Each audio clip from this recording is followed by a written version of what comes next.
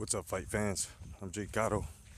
Welcome, J.COTTO's fight page. And well, taking a nice little late night stroll here, but I was wondering, you know, would Canelo ever fight a Lemieux? Because we all know that Lemieux is very competitive, and it's fighters that are very competitive that Canelo Alvarez does not like to fight or likes to make an issue out of. Like, let's just say the Islandi Lara match.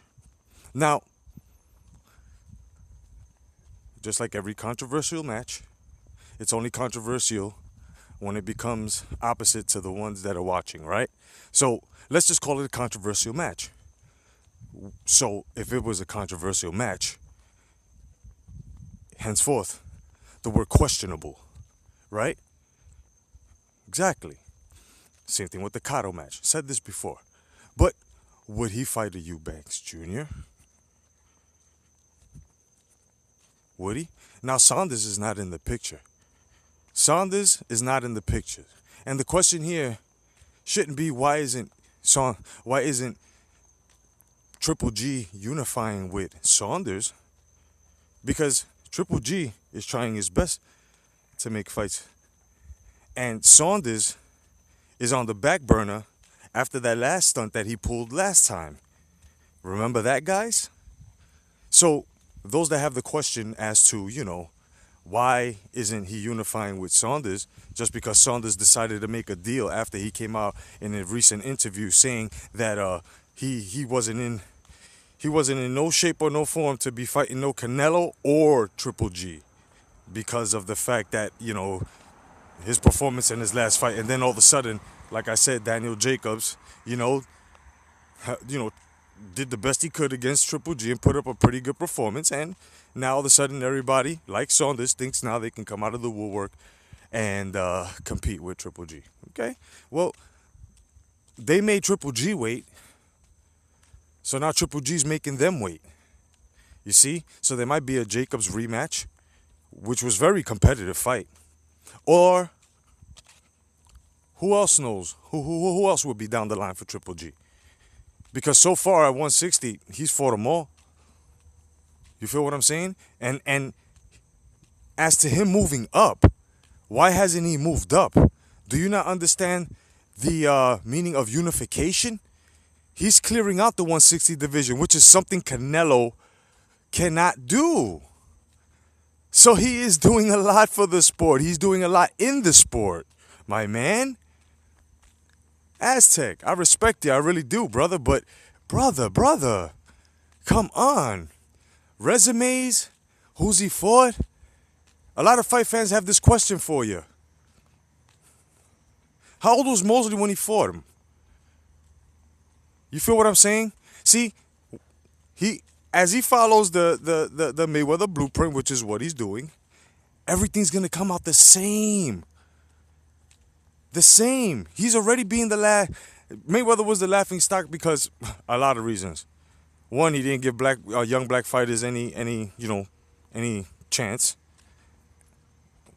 And that was after he became Money Mayweather.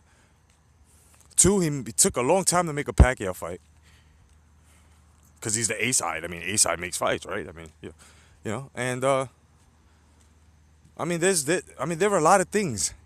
And now Canelo's doing the same thing. The same thing.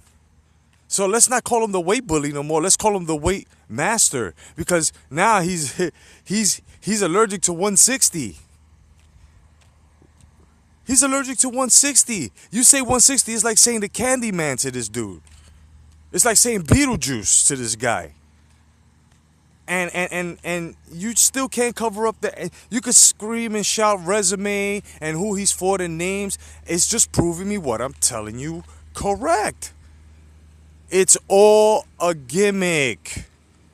You're taking fighters, yes, that were once elite, but they're washed. You're taking them at a time where, you know what I'm saying? They're not, and then you're fighting these fighters now that have a name like Chavez Jr., but weren't really inactive. So what is everybody expecting out of this fight? That fight shouldn't even, and that was my whole thing. I don't respect it. And I have a lot of Mexican friends, a lot of Mexican brothers, man, that you know, and sisters as well, that agree. You know what I'm saying? Neither of these guys have carried Mexico on their show, and Canelo's on fucking senior's dick, so hard. You know what I'm saying? So fucking hard. I guess he wish he was his father or something. But now they don't respect Canelo, and this is out there, brother, for letting go of that title the way he did, just to avoid the fight. Said by Julio Cesar Chavez Sr. the Great, and Canelo supposedly respects him because he said it so much. And when they asked him how did he feel about that, he couldn't say anything. So these are the questions that we should be asking about Canelo, not Triple G. Because if you really look at it, Triple G is fighting. He's fighting and he's unifying. You feel what I'm saying? And he's fighting fighters that Canelo wouldn't even dare to get in the fucking ring with. Quillin, which isn't really a good fighter, but how come he hasn't fought him yet? Because he's at 160. Achoo. Right? He won't fight a Eubanks Jr. He won't fight a Lemieux. Achoo. Right? He's allergic, man, to 160. That's it. And all the antics that he's doing, he's a fucking diva, dog. You could pom-pom for him by any means. You have the right to. But don't try to fucking shove his bullshit propaganda as to him being, you know what I'm saying, one of the great Mexican fighters without fucking doing what the great Mexican fighters have done. Just because he's going up in weight doesn't mean he's fucking testing himself. He's not testing himself because he could go up in weight and fucking fail miserably and get knocked the fuck out in the first round in the first 30 seconds. And I bet you would still give that a great feat. Oh yeah, at least he tried. Get the fuck out of here with that. What that would be like you like to do with different weight classes, or I'm gonna do it now. So this can't be a contradiction. You know what I'm saying? Like fucking Herrera with Garcia, a cherry pick gone wrong, right? What happens if that happens? So that's what I'm saying, man. You guys have no limit to pom-pomming your fucking fighters without telling the truth. Canelo ain't doing shit. He ain't doing nothing but impressing himself. I'm J.COTTO. God bless. Stay vigilant. Peace.